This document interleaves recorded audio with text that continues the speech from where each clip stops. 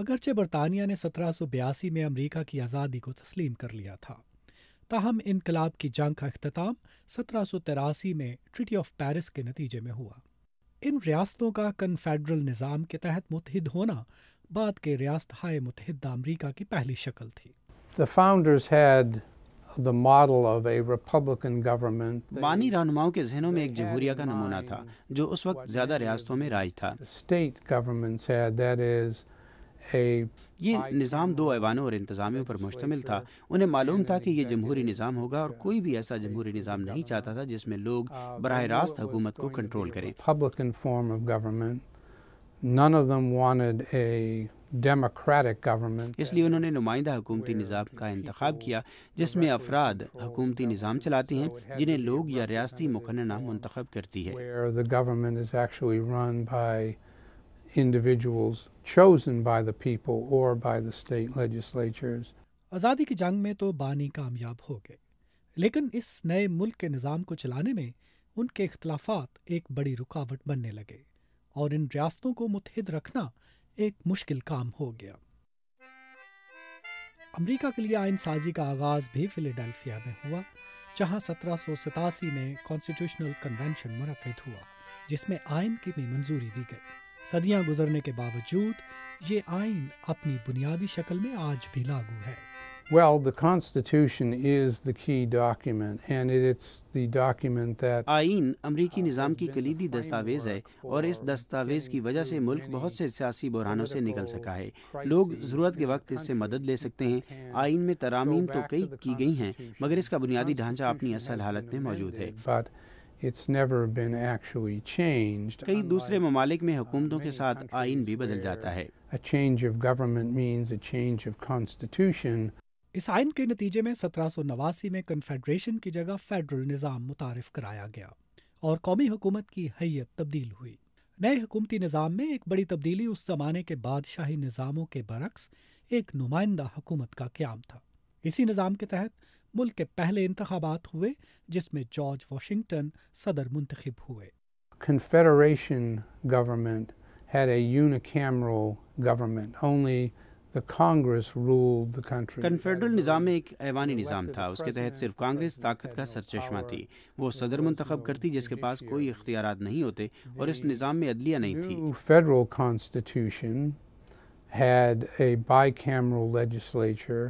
نئے وفاقی آئین میں دو ایوانی مقننہ تھی جس میں عوام ایک ایوان کے اراکین کو براہ راست منتخب کرتے اور سینٹ کے انتخاب کا تعین ریاستیں کرتی، Would be elected, and then اور صدر کے انتخاب کے لیے ریاستوں کے نمائندہ اراکین کا نظام وضع کیا گیا اور پرانے حکومتی نظام کے برعکس نئی آئینی حکومت حقیقی معنوں میں ایک مرکزی حکومت تھی۔ government was truly a national government as opposed to a federation of states. 18ویں صدی کے آخری اشروں میں فیلاڈیلفیا ایک اہم شہر تھا۔ اس زمانے میں برطانوی نوآبادیات میں اسے لندن کے بعد دوسرا بڑا شہر ہونے کا اعزاز حاصل تھا۔ Philadelphia was actually the most cosmopolitan of the cities. امریکہ میں فیلاڈیلفیا حقیقت میں ایک بڑا شہر تھا اور اسی لیے مناسب سمجھا گیا کہ یہاں دارالحکومت بنایا جائے۔ As a good place to have a capital. It was also جغرافیائی اعتبار سے بھی یہ مرکزی حیثیت رکھتا تھا۔ geographically halfway between Boston and Charleston, South Carolina. 1790 میں نیو یارک سے دارالحکومت یہاں منتقل کیا گیا اور آئندہ 10 سال تک اسے یہ اعزاز حاصل رہا۔ نیو یارک امریکہ کا پہلا دارالحکومت تھا اور فیلاڈیلفیا دوسرا، لیکن تب یہ شہر ایسا ہرگز نہیں تھا۔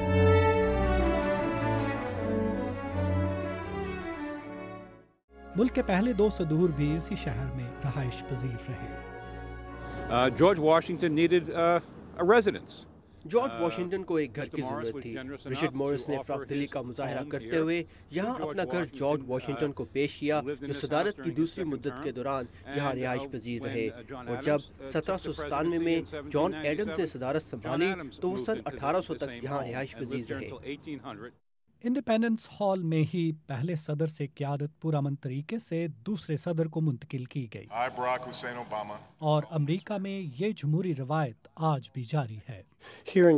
यहाँ कांग्रेस में आइन को पहले इम्तिहान का सामना हुआ। अगरचे आइन पर बहस, मुसव्वदे की तैयारी और उस पर दस्तखत इंडिपेंडेंस हॉल में किए गए, लेकिन किसी को मालूम नहीं था कि ये कामयाब होगा या नहीं और कब तक कामयाब रहेगा, और अगर कामयाब नहीं होता तो इसको दुरुस्त कौन करेगा। इंडिपेंडेंस हॉल के साथ मुतसिल इस इमारत में कांग्रेस के दोनों ऐवानों के इजलास होते रहे और इस इमारत के एक दूसरे हिस्से में अमेरिका की पहली सुप्रीम कोर्ट कायम की गई। वाशिंगटन डीसी के दारुल हुकूमत बनने से पहले फिलाडेल्फिया 10 साल तक अमेरिका का दारुल हुकूमत रहा। उस वक्त की कांग्रेस के दोनों ऐवान यहाँ मिलते थे। ऐवान नुमाइंदगान इस हॉल में और ऊपर की मंजिल पर सेनेट।